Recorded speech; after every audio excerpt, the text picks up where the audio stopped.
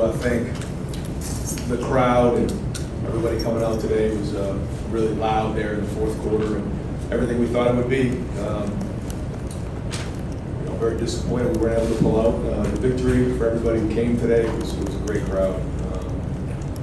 I felt like it was a game that we were really never in control of. I felt like they ran the ball. We didn't do a very good job of running the football, and because of that, I think they kind of controlled the game.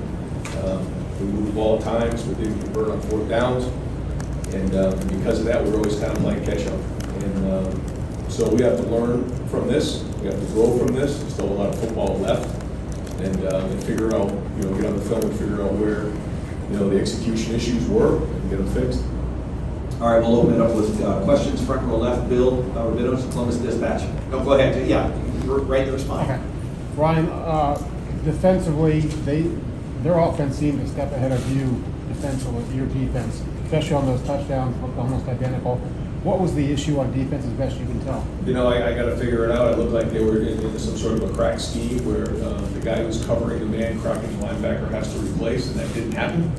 And I agree with you, it happened too many times, and it needs to get fixed. Over here to the right, Nathan Barrett, Cleveland.com.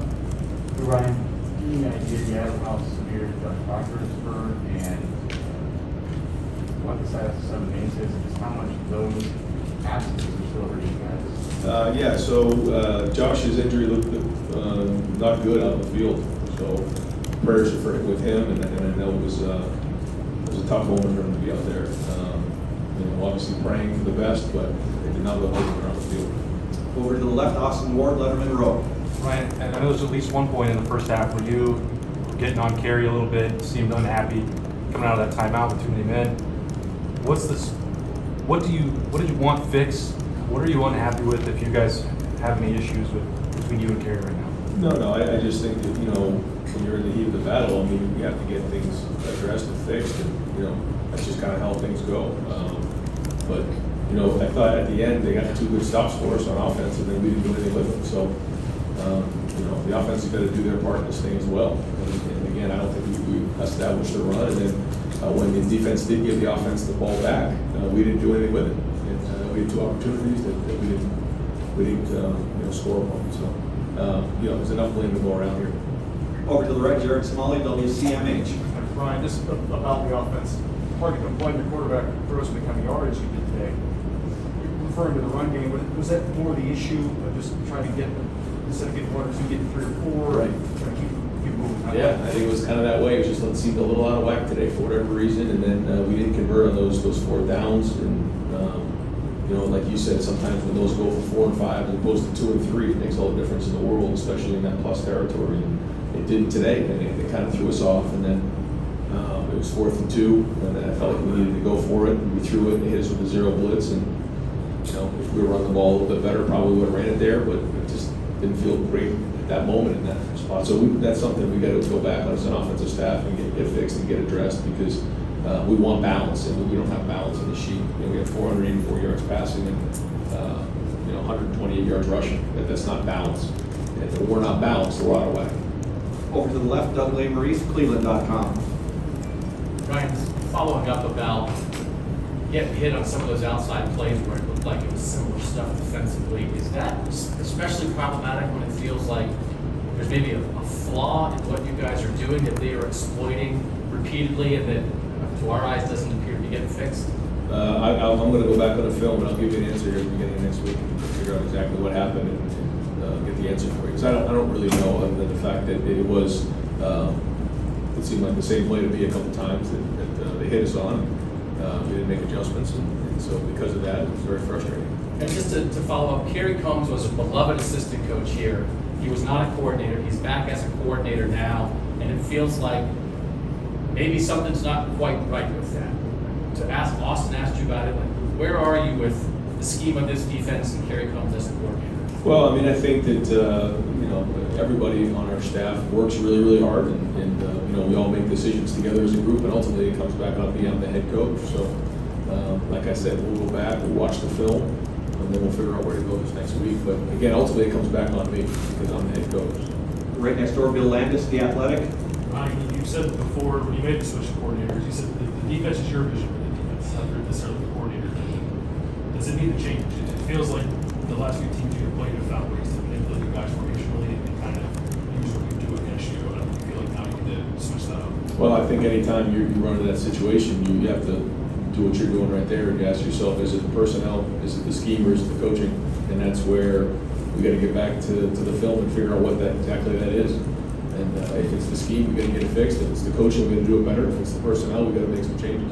Front row middle, Dan Hope, 11 Warriors. Ryan, this is your first time losing a game in the regular season as a head coach. How do you regroup from this? How do you keep the team focused and not allow this to derail the rest of your season? Well, I mean, just go back to work and you know, I think when you go through adversity, you find out, you know, a lot about your team. You find out a lot about your leadership.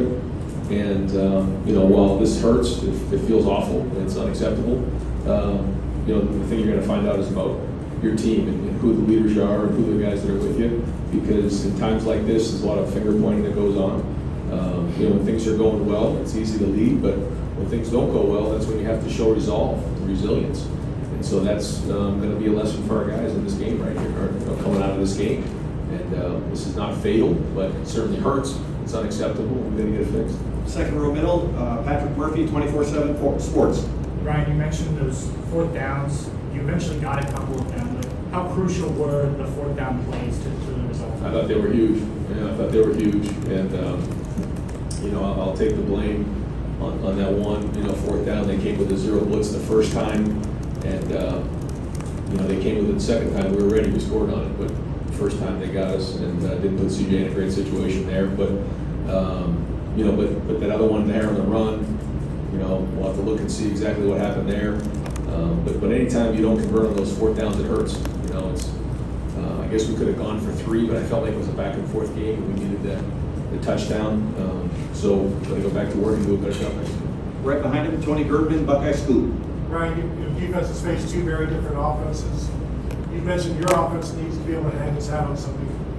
What does your defense hang its hat on? Can it hang its hat on anything? No, I think so. I mean, you know, I think that, you know, we're still very, very talented and we still did a lot of good things. We've got some good stops, but like you said, it wasn't good enough.